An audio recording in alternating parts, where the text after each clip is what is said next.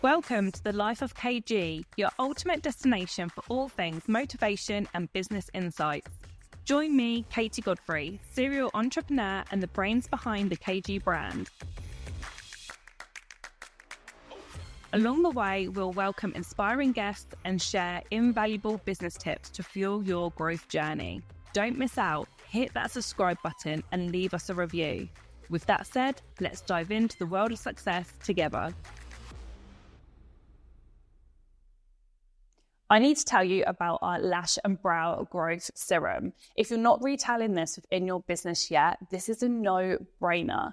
The profit margins are amazing, but your clients are going to be so happy with the results because they are insane. I've been working on this product for the last 10 years because I wasn't going to bring out this unless it was the best. So you can go and head over to kgprofessional.com. Go and grab yours for only £14 and you retail it at £34.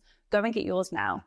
Hey everyone, welcome back to A Life of KG. This episode is going to be a little bit different because Emily is going to be interviewing me. This is exciting. It's a guest host, not a guest. What a dream. I actually love being interviewed though. Like, it's so nice. Oh my God, it's so good. Like the ego, the boost, the reminder of everything you've done. Yeah. So nice, isn't and it? I'm a massive open book as well. So if someone asks me a question, like, you're going to get it all. That's right. Shall we get into it? Let's do it. So I think we need a bit of a reminder of all of the hats that you wear. Oh, Lord. Yeah. So I mean, product owner, academy. So give us a quick kind of summary where you are today, 2025, especially with everything that's happened in the last few months. Yes, definitely. Okay, so I've still got one of my existing salons. That's 15. Oh my God, it's going to be 16 years old by the time this episode's released. That's mad. So 16 years I've had my salon, which, has been a mental journey. I've still got my training academy, which we're mainly online. That's for lash and brow artists. We've got the product range, which again, we've had for absolutely donkey's years, which we sell in so many salons across the UK, a few abroad as well, which I really love. And hopefully we'll be in Dubai soon.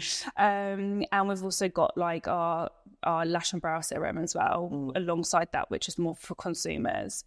My day-to-day though, because all of those businesses are passive. So wow. That's a massive achievement. It really That is like goals for me, who is not passive at all.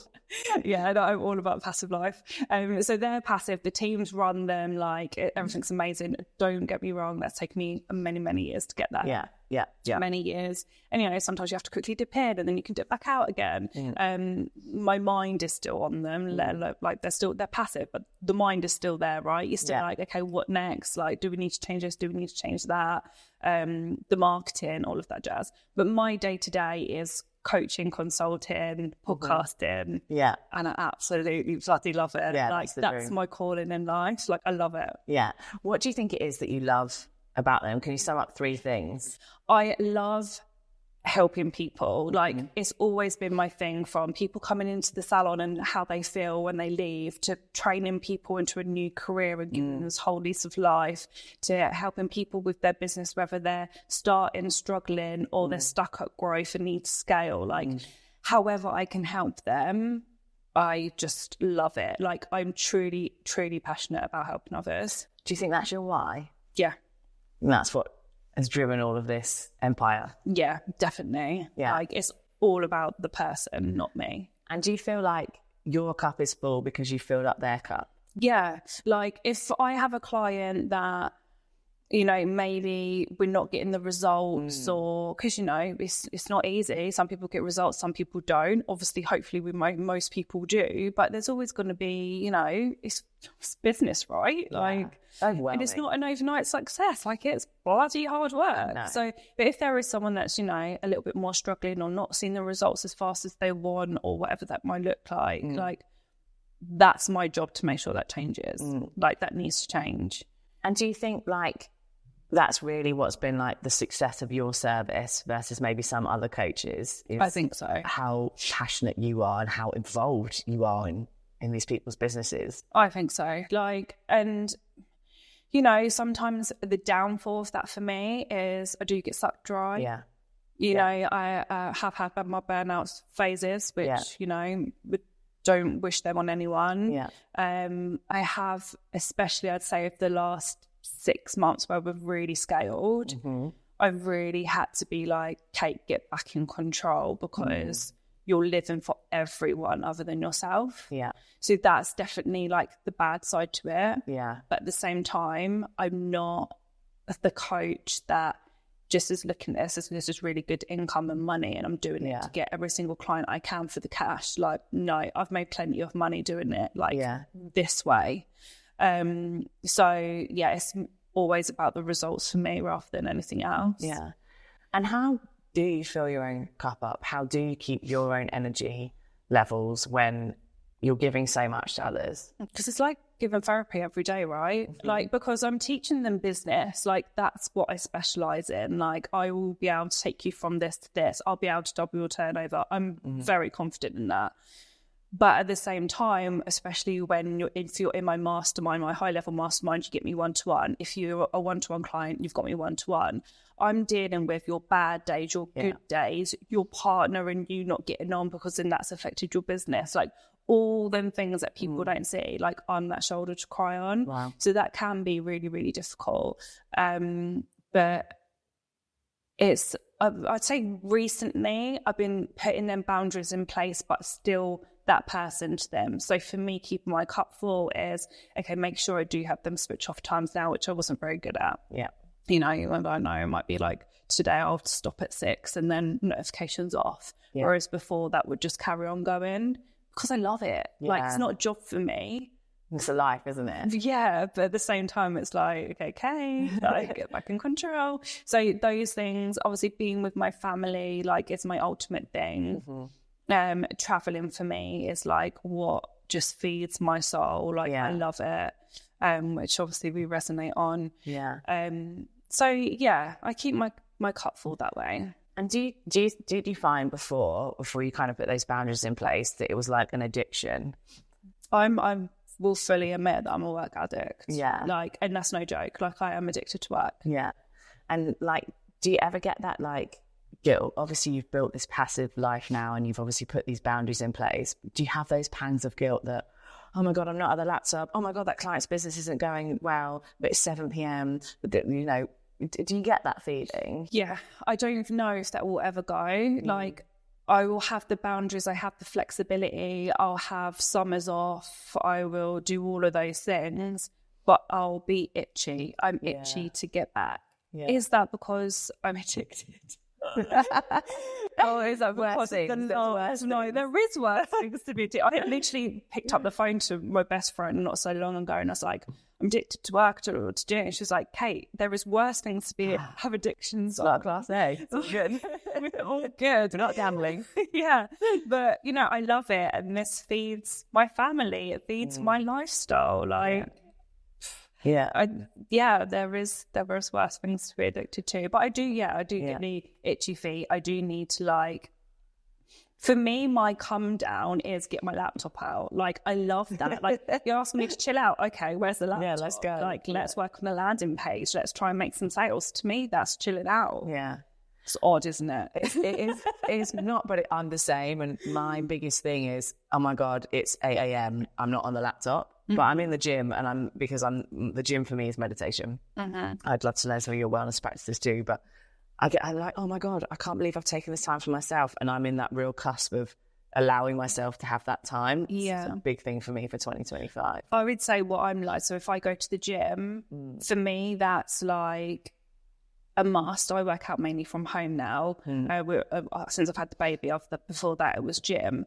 But I have to make sure I'm doing something work-related while I'm in the gym. Yeah. So my podcasts will always be on. I'll be listening to something. The creative juices will go in the meantime. Like, I will be, like, habit stacking constantly. Yeah. I love that. I'm forever replying to emails, which is not the vibe. And I do a lot of strength training. So you can imagine trying to lift the dumbbell while tapping an email. It's not working for me.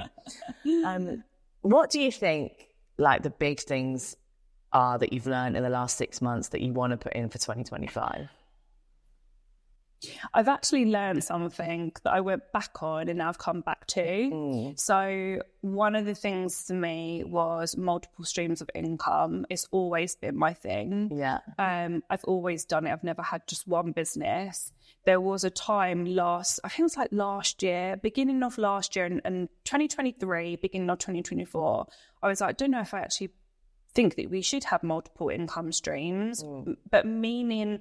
Obviously, everyone wants multiple income streams, but meaning working on multiple businesses at once. Yeah. And I was like, avoiding more people to do it unless their existing business is passive. Because I do, and I still do believe that you need to give something 100% for it to work well. But then coming back into middle of 2024 and now 2025, I'm all for the multiple again. Which I guess is just what I've always done, but more about your time management. Yeah. Like making sure you're working equally on things, but I still only believe that you should do that second side hustle, that second business, if your first one is thriving. Yeah, exactly. Thriving, already working. Entrepreneur is the term. And I feel like I've had this too. And it was like shameful to want these multiple things and not niche down. I know we need to niche down, but there was this big niche word. Niche down, just do this, just focus, da-da-da-da-da. But when you've got multiple things you can give and do, it's very hard to switch that on. It's so hard. I did, like, every mentor I worked with as well were like, no, niche, Kate, niche. And I was like, for me, like, I want to work with women in business. Like, I don't just want to work with beauty, hair and aesthetics. Yeah. That is my passion. Yeah. That is in me, my blood since I was a kid. But I've learned so much in business over these years and been mentored as well by incredible, like, coaches. I have so much to share. If you're a coach, I can coach you. Yeah. Like, if you're a restaurant, I can teach you how to fill every table. Like, I can do all of the things. So to my coach, it's like, well, why can't I just do women in business? I'm like, no, it's too broad. You need to niche it. So my messaging's niche, but I do have lots of other businesses I work with. Yeah. Which I'm like, yay. Guys, I really need your help. My book is launching on the 14th of April. I'm so excited, but I'm also really nervous. Please can I ask you to join up for the waitlist? So on the day of launch, you can help me. This book is everything you need to learn about business, how to grow it, how to scale it, how to have a team to help you build it. Everything you need is within it. Think of a whole year of coaching within a book. So go and join the waitlist, and I can't wait to hear your feedback. And I think there were some other big things that happened in 2024. Love 2024. I know, what a year, by the way. Year of the Dragon, year of transformation. I pulled the card of death, which is the big year of transformation, and man, my God, we are transformed. But I feel like I'm going to get some tea now that not everybody's kind of like understood. And I know that you said you're okay to talk about it, but I would love to really understand a bit more about what's happened in your personal life, because there's such a beautiful story there. And I feel like as women, we're not allowed to talk about these things because we look weak, or when it's gone wrong, it's embarrassing, so we hide away from it. But man, it is tough out there in romance, in business, and then when you do them together. And I think something that a lot of people could actually really benefit from is hearing some of that story. Yeah. And knowing that it's okay and like what happened. So I know there's a ring back on your finger. Not really exciting. It's a little bit big because I've lost so much weight. What a problem to have. And so, yeah, like I know that I'd seen kind of over the summer, there was a rekindling, and I would just love to get the tea for everybody. Oh my God. Like, well, me and Luke have been together for 5 years. Yeah. And pre-Luke, I was a single mum, and I was for 6 years. 6 years? No, maybe, maybe roughly about that. All blends when you're a mum. It really does. Like, it's all one. But I loved my single life. Mm-hmm. Yep. And that's not necessarily like partying or anything like that. I loved solo parenting. I loved being on my own with Lola. I loved that we traveled the world. Like, I loved that I could just do my own thing. I loved it. We honestly had the best life. Yeah. And I'll still say that now. Yeah. So when me and Luke got together, He is an amazing person. There's not a bad bone in his body. Like, he's an incredible father. Like, I can't like give him enough praise. He's really a good person. But I always struggled with, I can't really travel now with this massive family that I've got, because he's got a daughter. I had Lola. We've gone on to have Brody. So we're a family of 5. Yeah. From me and Lola, that's a massive difference when you want to travel all the time. Is so many bags, and I don't have children, but I watch what that struggle looks like. And I'm like, well, it's just me. I'm lost. I know. So I'm like, I had to maybe stop a lot of what I loved, or not do it as much. I felt like I had to work more and harder to be able to still have the lifestyle that we had. There was a lot of that going on, but the love was always there. Then there was things that happened in our relationship, which wasn't awful, but I really struggled with. And it just took its toll, and we split up the end of 2023. Okay. He left, which was a really, really difficult time for him. He didn't want that at all. I needed to be on my own because I felt like I was losing myself with work and with personal and with everything. And a new baby, and now it's two children plus a baby child that you keep pouring so much into. Yeah, it was a lot. And I quickly realised, being a single mum of 2 and one that was a baby, you know, there's 7 years difference between my children, that was very, very difficult. We co-parented beautifully because, like I said, he's not a bad person. I'm not a bad person. So that worked out completely different to the first time. And completely different. So it's more parable. That's on the next episode. And I never thought, I swear to God, Emily, I never thought we'd get back together. Yeah, I've been in those relationships, and I'm the hopeless romantic who always wants to get back together, but then, you know, it never does. Thank God to the universe that it never did. But yeah, it must have been like, God, with all of that going on, and that's kind of also around the time of the huge growth of all your businesses, and you're managing that, and you're trying to be there. And have you learned like a lot about yourself in that process? I have. I'd say one of the big things, and I'll be open, and I really hope he doesn't mind me sharing this, but I don't think it takes genius to work out. I'm the breadwinner of our relationship. I am in most relationships I have entered in my life. Yeah. Lots of men struggle with that. I'd say most of them do. Luke never has. He's never been that man to be like, can you put your phone down? Can't believe you're working. Oh, you made that much today. Like, he's never been like that. It's like super supportive. But there was part of me before we broke up that I did struggle with that. I thought, imagine if we were both business minded. Imagine if we both could make this much money and all of this, and we could do this and we could do that. And I did struggle with that. But I think having that break apart, I learned to love each other's differences. Yeah. Like, we don't both have to be entrepreneurial. Like, I'm the risk taker, he's not. Yeah. And that balances us out. And I think it's very hard in this stone age where women are entrepreneurs. We are very doing all the things, wearing all the hats. Yeah. We can run life ourselves. We don't need a man anymore. Yeah. We really don't need a man.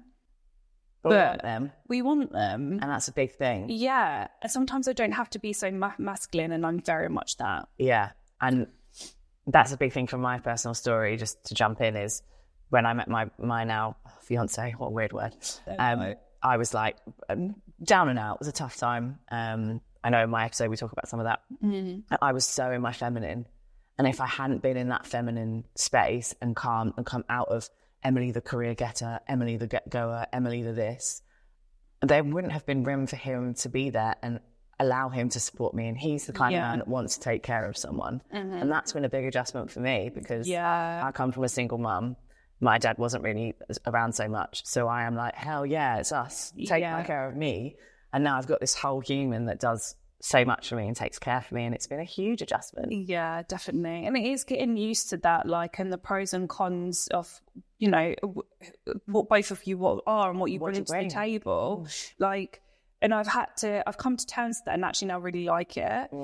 It was one of my other good friends said to me, I remember we was having breakfast, and she was like, if he was like you and you both had successful businesses, he's going to be like, no, whose business comes first? His business comes first. His business is going to come first. He's going to expect you to do the food on the table when the kids come home. He's going to expect all of those things. Whereas at the moment, with yours being first, like, that works. So there's no like comparison. There's no like, oh, whose business is this first or whatever.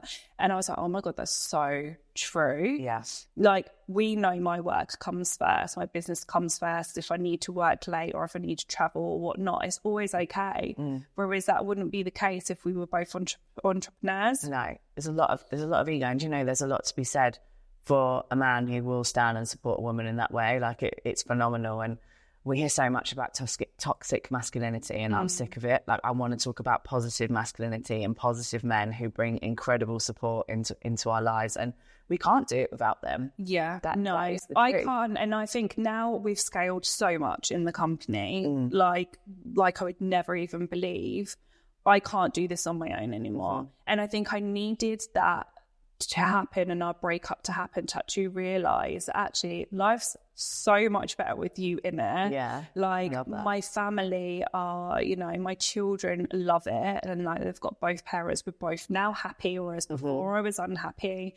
And I can't do everything. And you shouldn't have to. No. We've got to stop telling ourselves as women that we have to be this, we have to be that, we have to be all these things. You should be what you're good at. Oh, this is going to sound terrible now. This is so bad. But you got to outsource what you can't do, right? Yeah, and that's the same in life, in business and everything. And let men in, let them help. Yeah. I remember hearing a statistic a long time ago that one of the reasons why that women don't go as far ahead in the workplace, I know there's lots, but one of them is that we don't delegate and we don't open up and we micromanage. So then we don't have the right amount of time. Yeah. And we don't prosper because someone else has prospered. Yeah. Because we're told to hold on to it and to do it all, and you have to do that. And I think it's time to let people know that with the right person, look at what you can achieve. Definitely. Like, I am a huge delegator, like queen of delegation in business, not in personal. Yeah.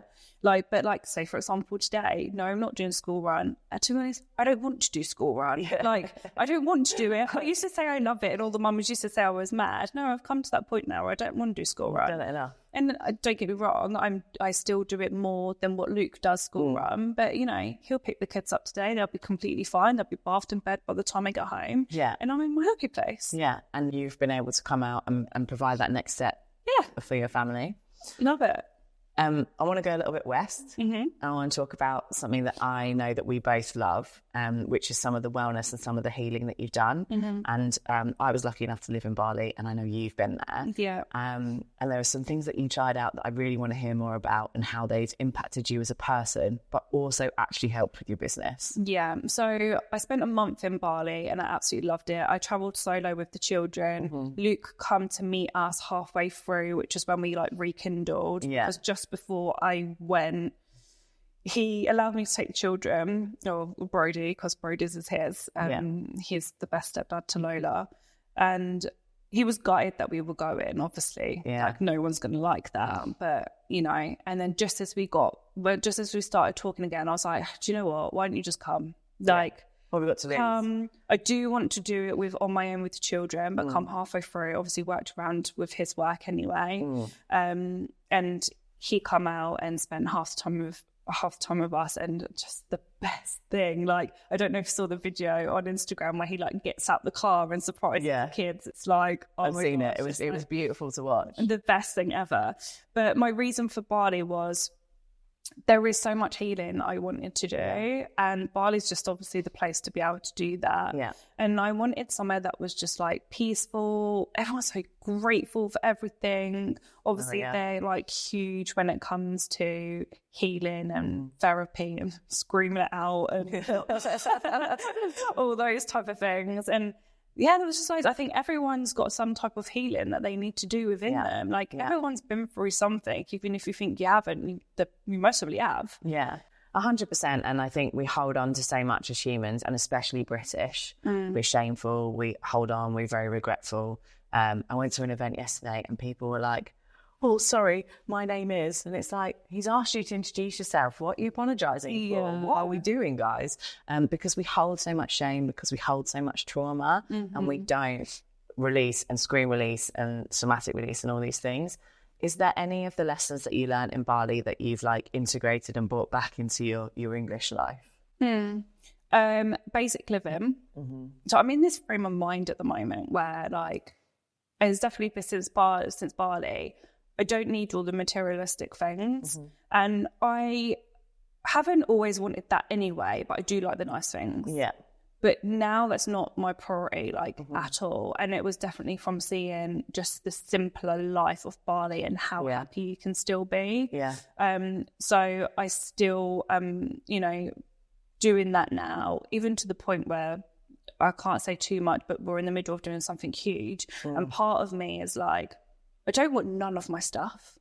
Like, I just want to go back to basics. Yeah. And like rebuild. And I'm really in that mind at the moment where it's like, you can be really happy with the most minimalistic things. Oh, yeah. And I think, like you said, with expectations and stuff, there comes to a point, especially when you're in the spotlight, as you might say, all of the time. Like, I can't, like, in my local, I'm known so much that I can't just run to the shop with no makeup on. Or you feel the pressure all the time. I'm definitely more comfortable in myself now than I ever have been.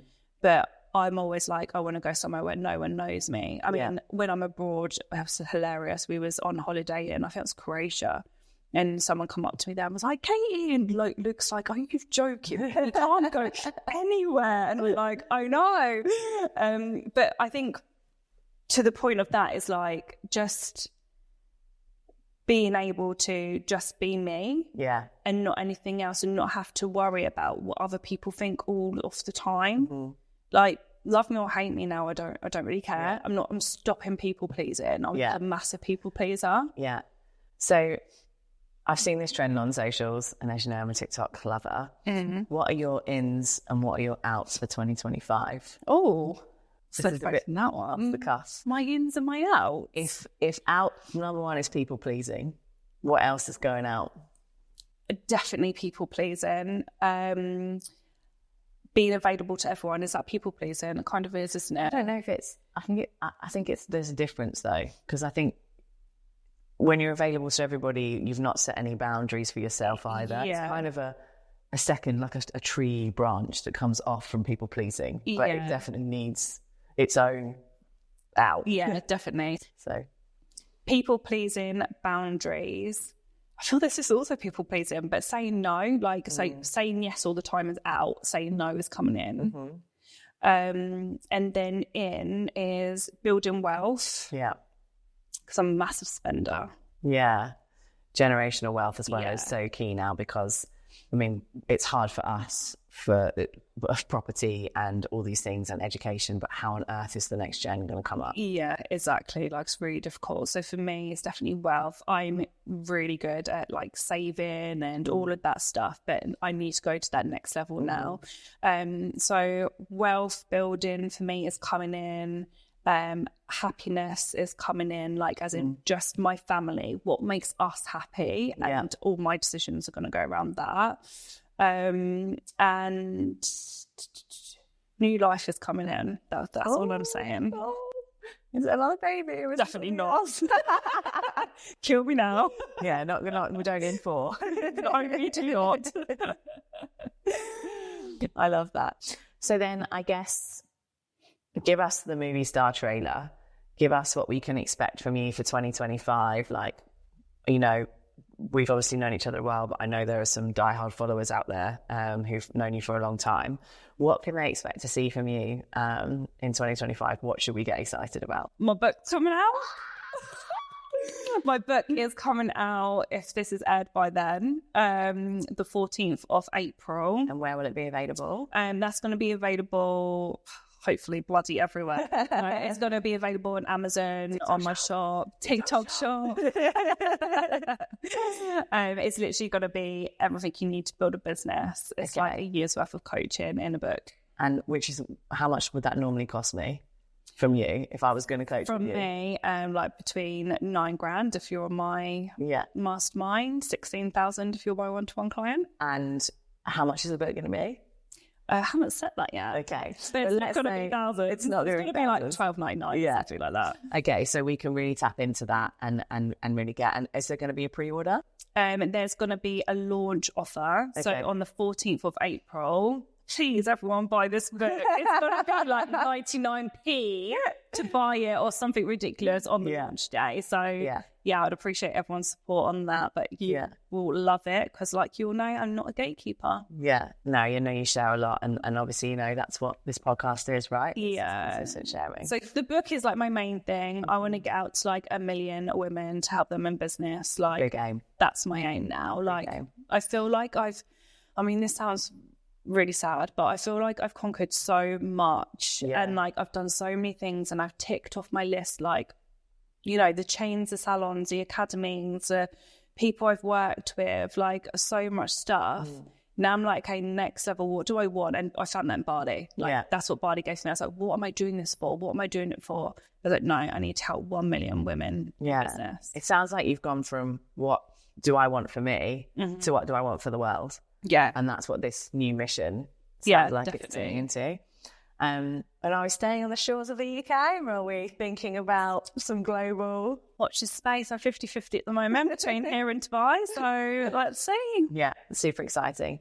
And have you got a word for this year? Do you know what? That's really bad because one of my business partners asked me the other day and I was like, oh my God, what was it? Last year was peace, and I'm just like, I got that. That's mad, isn't it? And also a time that was so chaotic for you personally. Yeah. And you didn't know where you were going to be in December and where you were in January. And you came peace with the business, peace through your healing, peace in your relationship, peace in your family. Yeah. How beautiful. I know. It was wealth. This one's wealth. Wealth. And happiness. I couldn't choose between the two. Yeah, I think that's okay. Yeah. Wonderful. Well, thanks for letting me interview you. This was so fun. Thank you so much. I hope you enjoy.